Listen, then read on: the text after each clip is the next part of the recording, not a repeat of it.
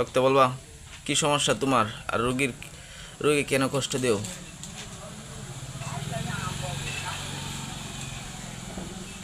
রোগী আমার মাথাত পাড়া দিছে। তোমার মাথার মধ্যে কিভাবে পাড়া মারে? আমি বট গাছ থাকি, বট গাছ তলে দাঁড়াইতেছে, আমি চুল বিছে চুল রোদে দিতেছি, পাড়া দিছে। তুমি বট গাছ দেখো আর বট গাছ দিয়ে সে যাইতেছে, আর গুচুল করে এরা চুল বিছিয়ে রাখছিল আর চুলের মধ্যে পাড়া মারছে, এতে কি তোমার কি সমস্যা হয়েছে? আমার চুলে পাড়া দিছে, এই জন্য কি হয়েছে? আমি দুঃখ পাইছি। চুলের মধ্যে পাড়া দিলে কেমনে ব্যথা পাও? চুলের মধ্যে পাড়াইলে তো পাড়াই লাগছে, ব্যথা তো আর পাইছে না, যন্ত্রণা পাইছিলে? হ্যাঁ, দুঃখ পাইছি, চুলে টান লাগবে। চুলের টান লাগছে। আচ্ছা, যখন তুমি ওইখানে শুয়ে আছিলা এই রোগী কি দেখতে পারছে তোমারে? না, তাহলে অপরাধ কার? আমার তোমার। তাহলে রোগী কেন ক্ষতি করো?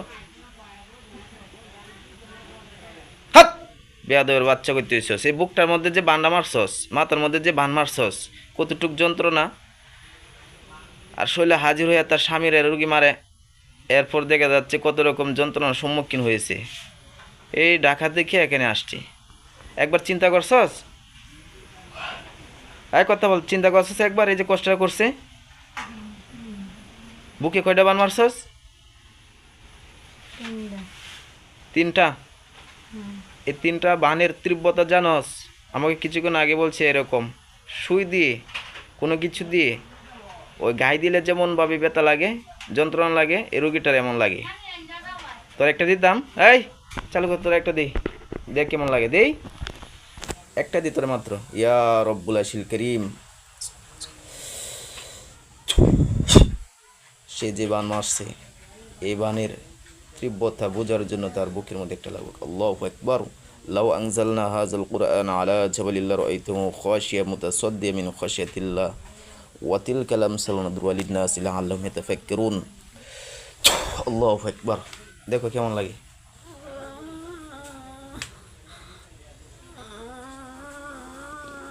দেখো কেমন লাগে। হ্যাঁ, মানুষকে যে কষ্ট দেও, দেখো কেমন লাগে। ইয়া রব্বুল আশিল কারিম, একটা তিনটার মতো যেন শাস্তি হয়, সে যে তিনটা ভান মারছে এরকম যেন শাস্তি হয়।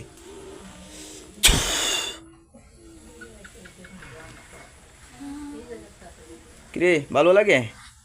হ্যাঁ, এই রুগী এমনভাবে শটবট করছে, তাহলে তোর বান যদি তুই সহ্য না করতে পারস, রুগী কেমনে পারে ক? একটা মানুষ কেমনে পারে? ইয়া রব্বুল আশিল কারিম, সাময়িক সময়ের জন্য সমাপ্ত থাকুক।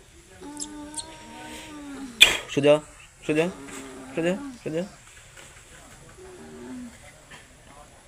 এই মাথার মধ্যে যখন বান মারছস, এই বানের কারণে কি সে পাগলের মতো আচরণ করে, পাগলের মতো ব্যবহার করে। এটা কি তোর দেখে ভালো লাগতো? তুই পুরুষ না মহিলা? মহিলা হয়ে আরেকটা মহিলা কেন কষ্ট দিস? মহিলার মর বুঝছিস না?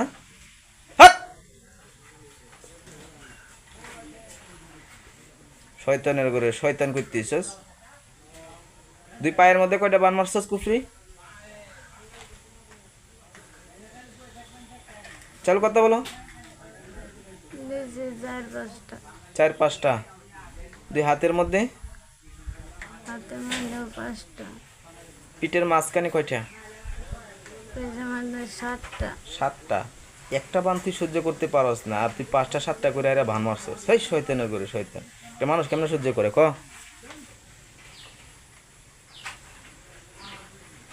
আমার একটু যন্ত্রণা সহ্য করতে পারে না, তারা যে অনেক যন্ত্রণা দেয়, তার লোকে এই সময় সহ্য করে কেমনে?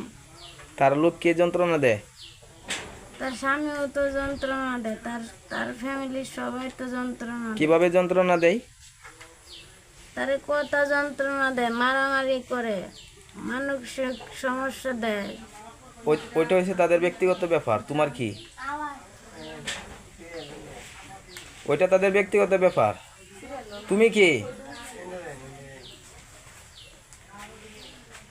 তারা যদি অন্যায় করে আল্লাহর কাছে জবাব দিব। এই রুগীকে যদি অন্যায়ভাবে কষ্ট দেয় আল্লাহর কাছে জবাব দিব। এখন তুমি কে? তোমাকে তো কেউ চিনে না, তুমি কেন কষ্ট দিবা? বানগুলো তুল। মরে যাক, হ্যাঁ হ্যাঁ মরে যাক। হ্যাঁ, মরে গেলে তুই শান্তি? হ্যাঁ। এখন যে তোরে মারবা এখন তোর কি শান্তি হইব? হ্যাঁ, মরে গেলে যদি তুমি শান্তি হও তাহলে এখন তোমাকে মেরে ফেলা হবে। দেখি তুমি কেমন শান্তিতে থাকো পরে। বানগুলো তুল, মাথার থেকে পা পর্যন্ত সমস্ত বান তুল, চলো করে তুল। মাথার থেকে সমস্ত পা পর্যন্ত বান তুলছিস, তুলবি না তুলতি না? হ্যাঁ, তুলবি না তুলতি না? চালু করে তুল। একটা বান যদি থাকে পরবর্তী সময় কিন্তু পরীক্ষা চালানো হবে।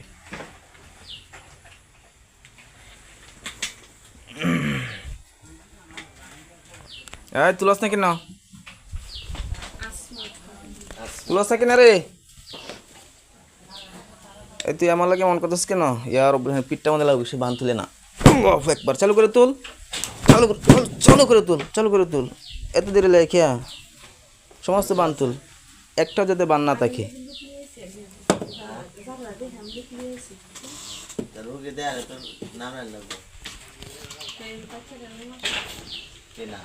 একবার সমস্ত বান তুলো, বুকের বান, মাথার বান, পিঠের বান। একটা যদি বান থাকে পরে পরীক্ষার মধ্যে আমি পরীক্ষা চালাইবো, এই পরীক্ষার মাধ্যমে বাড়িতে হত্যা হয়ে যাবে কিন্তু।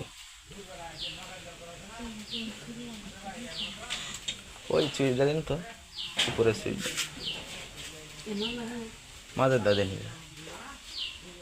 দুই কানি দুই দাদেন, কেন ওই যে দাদেন।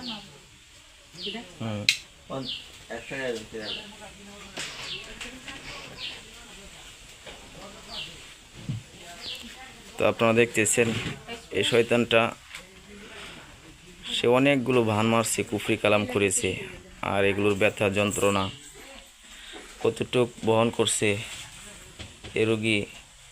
তো এটা যখন আমাকে বলেছে তখন আসলে অনেক যন্ত্রণাদায়ক এবং কষ্টদায়ক বিষয়। এই যন্ত্রণার কারণে ঢাকা থেকে আসছে। তো মূলত তার লক্ষ্য উদ্দেশ্য হয়েছে এবং তার বক্তব্য হচ্ছে যে তার মাথার চুলের মধ্যে পাড়া মারছে, আর এতটুক বিষয়ের কারণে সে কতগুলো ভান কুফরি কালাম চালাইছে। তা এই মুহূর্তে আমরা তার সাথে যা কথা বললে বুঝলাম যে রুগী মরলে তার ভালো, সে খুশি। এখন তোকে কি করতাম ক? কারছস বুকেরটা তোল, আমি দেখতেছি না। ইয়া রব্বুল শান, বুকের মধ্যে আল্লাহু আকবার, চালু করে তোল। আমি দেখি না, আমি দেখি না, কোথায় আছে না আছে আমি দেখতেছি না, চালু করে তোল।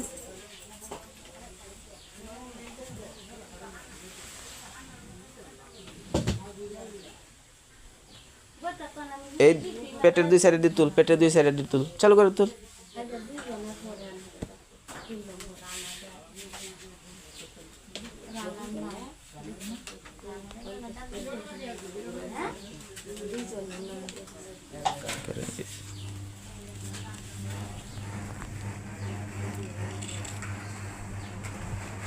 চোখের দিয়ে তুল, চোখের চোখের।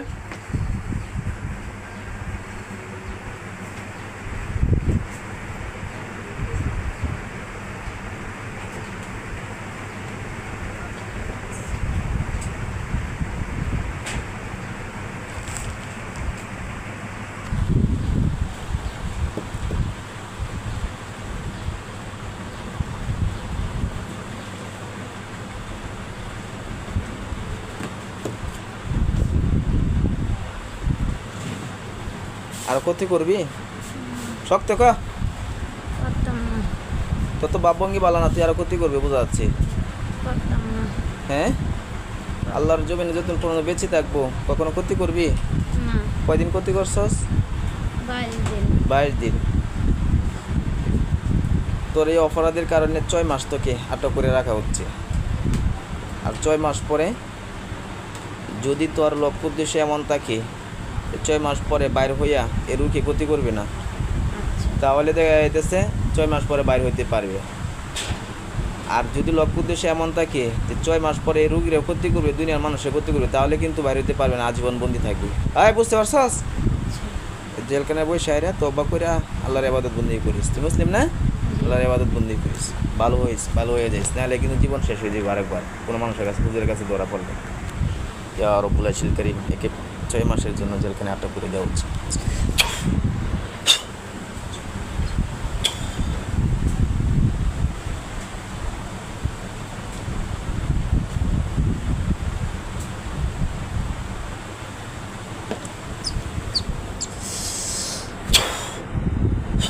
সুজন সুজন সুজন সুজন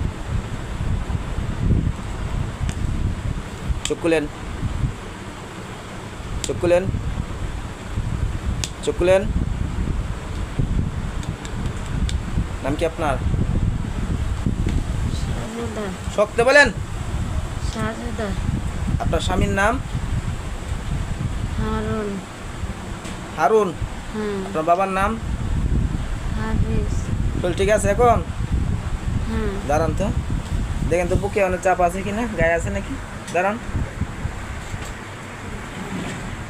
এদিকে যান, এদিকে হাঁটাচড়া করেন।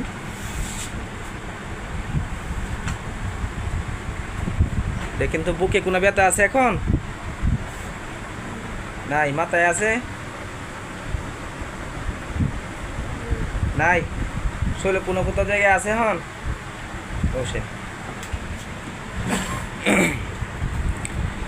তো আপনারা দেখতে পাচ্ছেন কিছুক্ষণ আগে এই শয়তানটা যখন ছিল, এই রোগীর বুকের মধ্যে চাপ ছিল, আর কি আছেন? ব্যথা ছিল। ব্যথা ছিল, এখন নাই। না। কিছুক্ষণ আগে মাথা ব্যথা আছেন, এখন নাই। হ্যাঁ, না। তো অর্থাৎ মাথা থেকে পা পর্যন্ত যতগুলো ভান মারছে এগুলোর সমস্ত জায়গার মধ্যেই যন্ত্রণা ছিল। তো আলহামদুলিল্লাহ আমি এই শয়তানটাকে দূরে গ্রেফতার করলাম এবং ক্ষয়ক্ষতিগুলো কেটে দেওয়ার জন্য আমি সর্বোচ্চ চিকিৎসা চালাইলাম। আল্লাহ তাআলার ইচ্ছায় এখন রোগী সুস্থ আছে। তো সবাই দোয়া করবেন যাতে আল্লাহ তাআলা দৈনন্দিন জীবনে সুস্থ রাখে, ভালো রাখে। আমার জন্য দোয়া করবেন। আসসালামু আলাইকুম ওয়া রাহমাতুল্লাহি ওয়া বারাকাতুহু।